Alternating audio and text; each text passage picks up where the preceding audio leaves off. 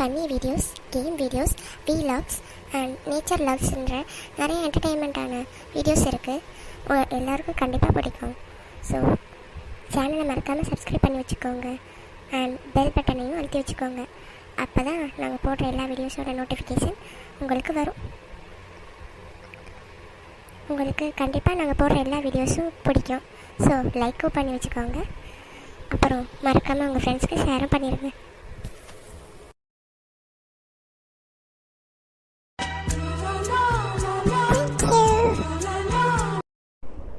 Today we are going to start reading this book. So this is the first day of reading book journey. So as you saw, the book name is A Sweeping Look at Vedanta. Today we are reading the first section of this book. So followed by each weekend we will start reading. We will be start reading one by one each sections of this book. So the first section of this book, the title name is Logic and Science of Religion.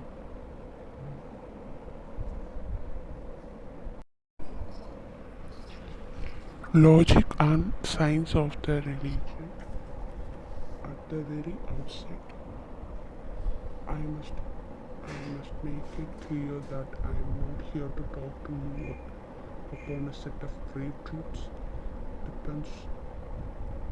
discovered by myself. I have come here only to have the benefit of the mutual discussion with you, the students of university. I was once myself a student.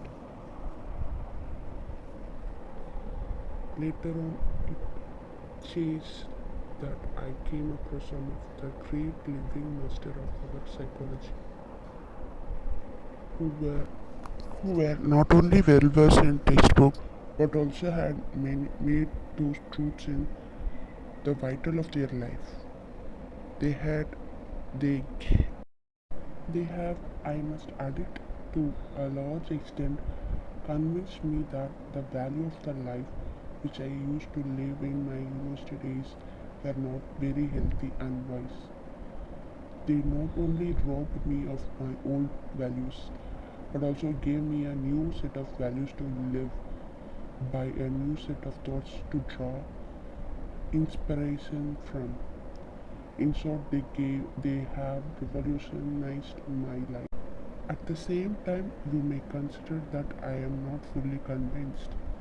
So I have come to you here seeking for the chance to discuss with you those ideas in a spirit of equality.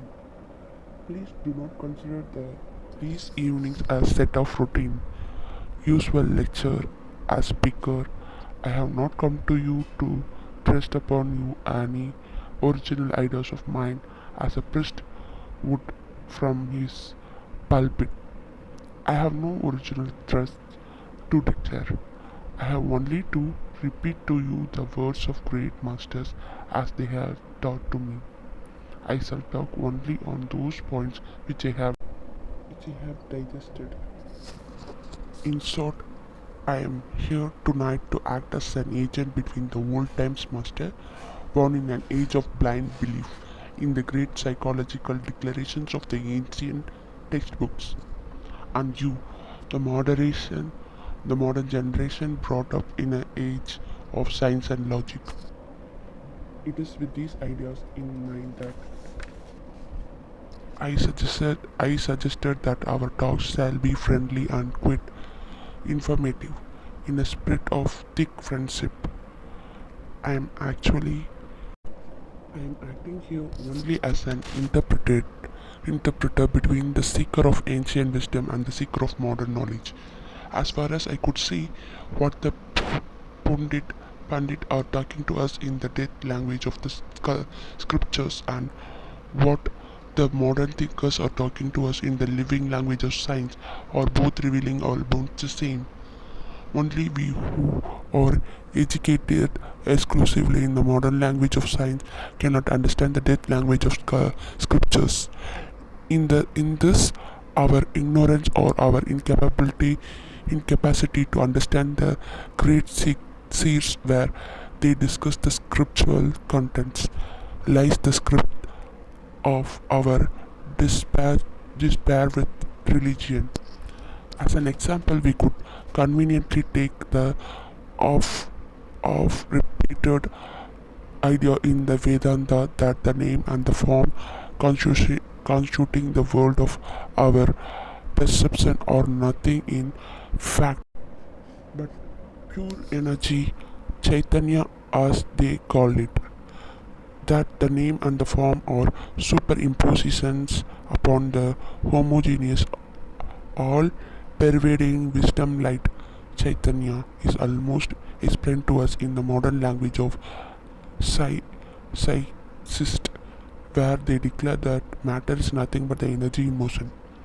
The exact parallel is seen again in the Tantric school of belief, where they explain that in the absolute reality there happened a spandam or distributions where the gross form of plurality emerged out of it. Thus the modern physicist with his discovery of the electrons and protons seems to be talking almost of the same truth as the compiler of yoga has done in the ancient times. Ever, even though there are thus many parallel between the ancient declaration and the modern experimented truth, we as a student of pure reasoning cannot at all accept or digest the scriptural content where when explained to us by the Pandit in their ancient terminologies.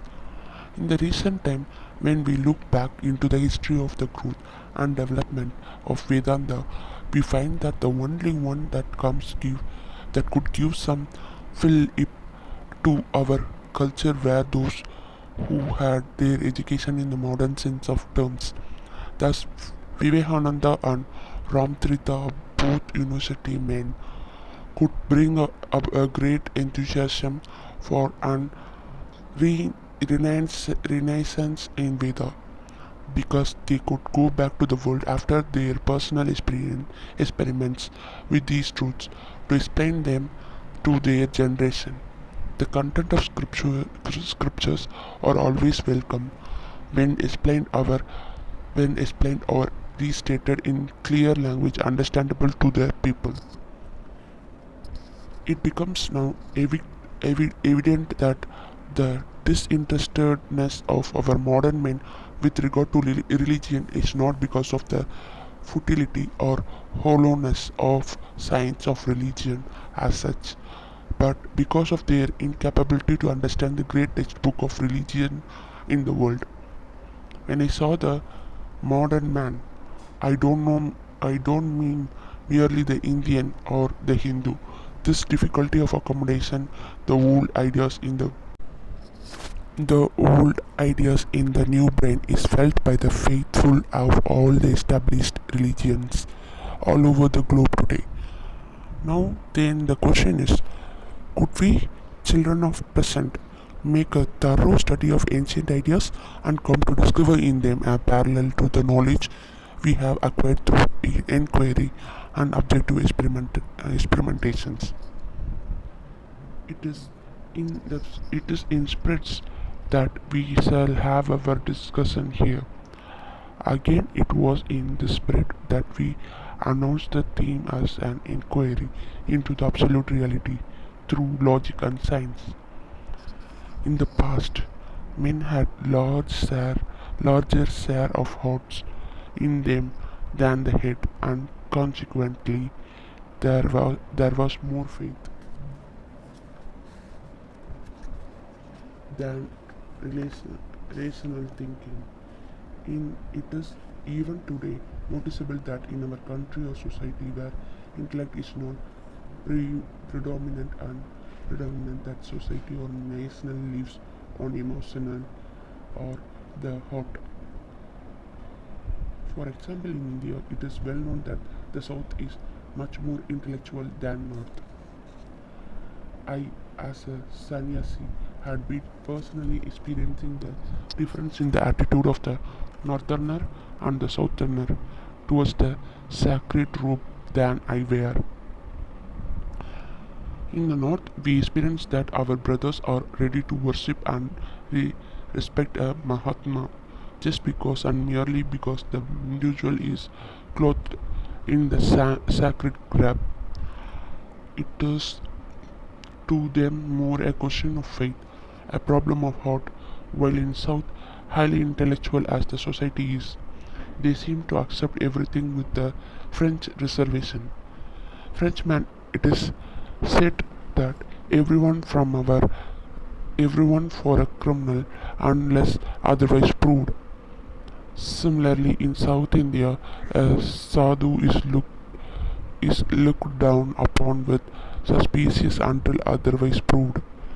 Thus, wherever there is an intellect development more than the heart, their critical acumen and severity of judgment becomes predominant. The ancient generation seem to have had a more developed heart than the head. To them, any truth is absolute and fully acceptable just because the ancient disease said so. The day of probate are no more with us. Today, even if the prophet or God Himself were to walk in for a cup of tea and tell us all about the truth directly, we shall not accept him or his words unless he produces for us experimental data on logical reasoning. That is the spirit of the age we live in. Man has grown out of his heart and has come to live as an intellect. Thus, today, if the youth of your world refuses to accept religion where when it is based merely upon the heart, it is not a thing to be condemned, but rather a great fact at which the world is to be congratulated and the age to be applauded. The present generation can accept the truth principle only when they are sound logic or the science of it. A child of day is trained in his educational to develop his intellect. He has grown a foreigner to language of the heart. He can understand and appreciate only the logic and reasoning of the intellect. Thus, by merely saying that there is a great critical power or divine goal, our generation is not going to accept it silently. Therefore, it is that we sit round together to discover whether the unambitious declarations of the great seers of the world and their conclusions upon the great power behind the creation process had any logic or science behind them. This is the spirit that will pervade all our discussions. Just as I said in the beginning, let us now behave as the usual audience in any lecture hall where some learned lecturer comes to put some of his own ideas down our throats. I would request you all to take a careful note of all points raised here so that at the end of each day's talk you all can freely raise your doubts which we shall then try to trash out between us. Wherever I find it difficult to answer your problem, I shall just declare my inability and we both shall together ransack the great treasure of wisdom in the scriptural world to find the solution for our riddles. In a spirit of inquiry and research, let us approach the world of scriptures. I have been so long trying to explain the spirit in which we shall have our discussion, and apparently I have also hinted at the subject matter. But why should a man hunt after the knowledge of greater reality, of greater power, behind the obvious, the perceived, the experienced world of his sense? In fact, we find that there is no institution called religion among the animal. The necessity of religion, the urge of spiritual perfection, the call from the depth within ourselves is experienced only by man, and even here, it is not felt by all men. In every generation, it is inevitable that a thumping minority should feel a thirst for inquiring into this great reality. Why it is that a glorious and large minority alone comes to feel this great problem has been discussed exhaustively in our old textbook. The ancient intellect has had their own method of approach to their problems and they had their own explanations. I of I for one would not accept all their declarations regarding this without a critical study. But more readably acceptably me it seems to me is the explanations that Darwin had unconsciously left for us is in his own theory. He explained to us that life, though started in an accident, went on multiplying and developing into the various levels of evolutions to reach in its cumulative achievements in the thinking being called man. Thereafter, Darwin suddenly rockets up all his readers into an utopian joy with this optimistic promise that the evolution will still continue to accomplish itself in a generation of supermen. In the biologist prophet be truth in his conclusion, though they are not very scientific, since the entire theory is made up of innumerable missing links. We have to accept that the app or appment somehow lost its tail and started daily saving to become the man of today. From the animal kingdom, thus evolution extended itself to flourish in the achievement of full grown man.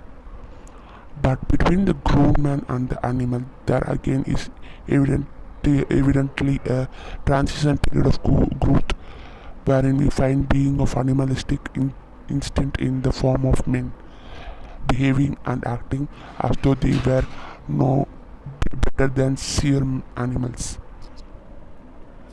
Separate types of men are not too rare in any generation. Many of them declare in their actions that they are not in any way better evolved than animals. Naturally, living through the equipments of animals, though men in their form, they can rise only to the value lived by animal kingdom. Value of security, aptitudes, lusts, and patience. To the above mentioned type of people, religion can no directly and immediately appeal, passing probably many lives in their stages in the crushing agony provided by the vicissitude in life. Individuals slowly grow more and more polished and comes to the better development in their intellect and mind. To such a fully grown man of intellect, intelligence and heart comes these staggering questions. From where did all this come? Why have they come? Where do they go? Where do they come and go? Is there a mission or a purpose in the life? And such other endless questions. To all such full-grown members of generation, relation shows the goal and path. It is thus quite logical that we, the educated, should tonight sit round to the discussion among ourselves whether there is a great reality and if there is. Could we reach it through logic and science? Religion or psychologists have for them as their theme the explanation and argument to satisfy the above mentioned quite is in man, quest in man. There is no religion possible in the world without psychology, and psychology always tries to explain us the world in which we live and our place in the scheme of things. Here we must warn ourselves of fundamental difference between the concept of psychology in the East and in the West. The West being extravagant in their outlook towards life. To them, psychology is also to a great extent an objectified science. them, psychology point of view of life. To them, psychology point out a view of life.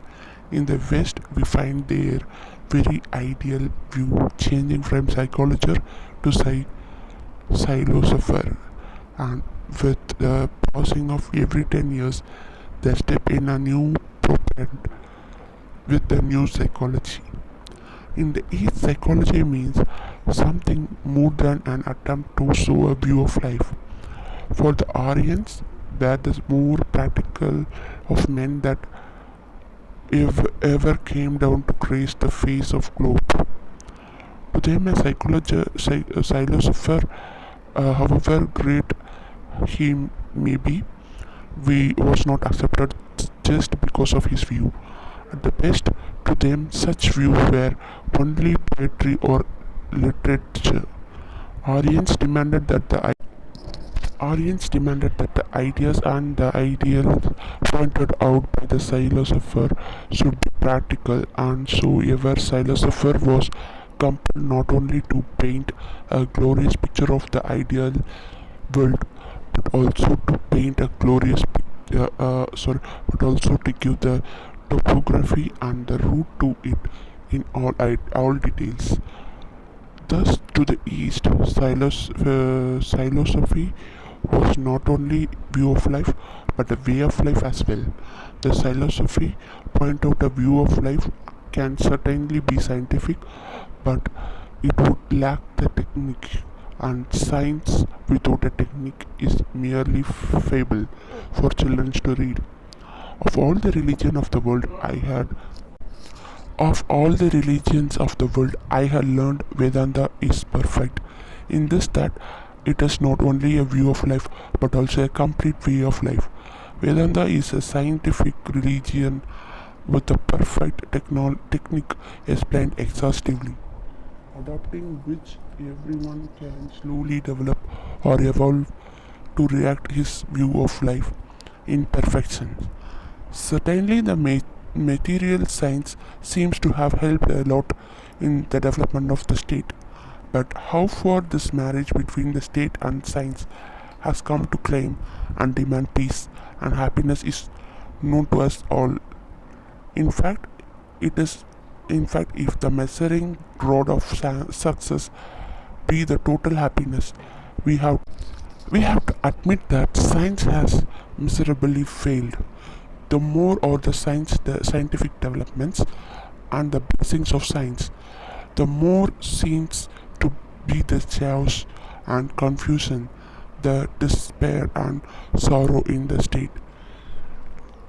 It is this despair that is making even the West to turn back and look up to East for spiritual solace. The solution certainly lies with us. I feel from what I have learned and lived that the marriage between the science and the state can be guided from its present state of or a secure degradation to the hall of spiritual joy only through the blessing of religions. Not any religion pressed upon us through our ideal faith, but a religion that we must understand for ourselves through it. It's our logic and science through the intellect. A religion at once convincing and practical. Does Vedanta satisfy these demands? We shall continue our inquiry. Part 1, Lesson 1 of A Sweeping Look at Vedanta is done by now. A Sweeping Look of Vedanta is written by Swami CHINMAYANANDA.